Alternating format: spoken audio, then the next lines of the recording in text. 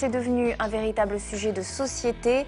La cybercriminalité, pédopornographie, arnaque financière, attaque de virus, produits contrefaits. Aujourd'hui, tout le monde est concerné et pour chacun, il y a un risque.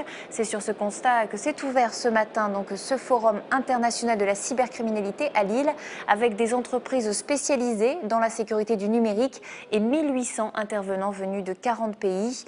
Objectif, sensibiliser les entreprises, notamment sur la nécessité de se protéger et leur donner confiance malgré ces risques. L'enjeu est essentiel pour notre compétitivité. 3 ministres ont d'ailleurs été invités sur place pour le rappeler. La première à ouvrir le bal, c'était Fleur Pellerin, ministre déléguée à l'économie numérique. Elle a déclaré l'importance des acteurs de cette cybersécurité face à des menaces en perpétuelle évolution. Écoutez.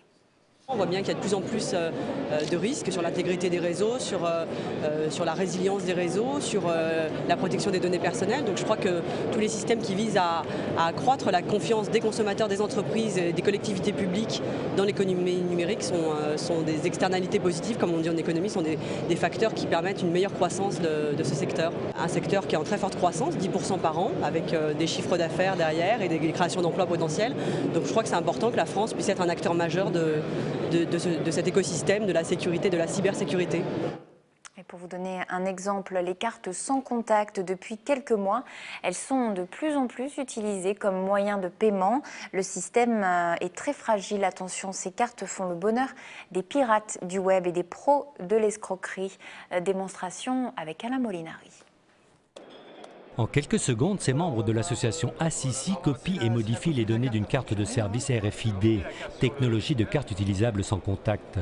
Elles sont fréquemment utilisées par les communes, les universités, les collèges ou encore les bibliothèques. Et donc on peut vous copier votre identité, votre accès à la piscine municipale, votre carte de cantine ou autre, à partir du moment où vous avez des paiements sans contact et que la carte n'a pas été bien pensée. L'association Assisi regroupe des professionnels, des juristes et des universitaires. Ils veulent tous alerter sur les dangers de technologies numériques mises trop rapidement sur le marché avec des protections insuffisantes. On prend des étudiants qui sont en licence 3, qui sont dans la licence CDSI, donc ils sont à Bac+3, ce n'est pas des ingénieurs et des génies, et ils ont cassé plusieurs cartes de service en moins de 2 semaines. Au cœur du 5e Forum international de la cybersécurité, l'Assisi veut faire la preuve de la nécessité de développer en parallèle l'économie numérique et sa sécurité.